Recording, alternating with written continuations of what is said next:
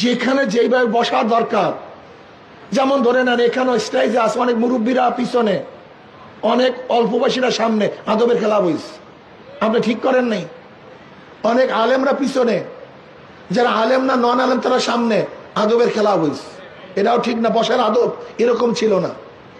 আদব কি ছিল? আগে মুরব্বীদেরকে বসতে দেব।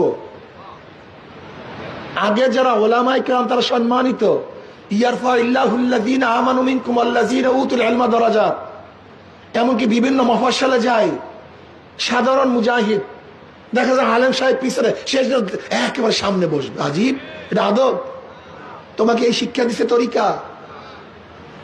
তোমাকে এই শিক্ষা দিছে তরিকা? তুমি বসারও তো আদব জানো না, তুমি তরিকাই তো বুঝো নাই। তরিকা কি জিনিস? তরিকা তো বহুত বড় নেয়ামত, সবচেয়ে দামি জিনিস। তরিকা মানুষকে মানুষ বানায়, তরিকা মানুষকে মানুষ বানায়।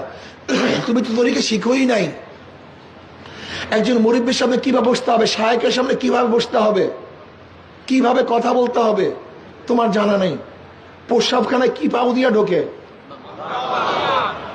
ডাইন পাও দিয়া ঢুকলে আদবের খেলাফ, অর্থাৎ বাম পাও দিয়ে ঢোকা উচিত ছিল, ঢুকছেন, এইটি আদবের খেলাফ। বের হবেন কোন পাও দিয়া? বের হয়েছেন বাম পাও দিয়া, কিসের খেলাফ? এইটি আদবের খেলাফ। মুরব্বীর সাথে কিভাবে কথা বলতে হবে, নরমের সাথে, আদবের সাথে। এই যে আদব, এইটা না করলে বেআদব। অর্থাৎ আদবের যেইটা খেলাফ হবে, উল্টো হবে, এইটার নাম বেআদব। আদব সবচেয়ে দামি।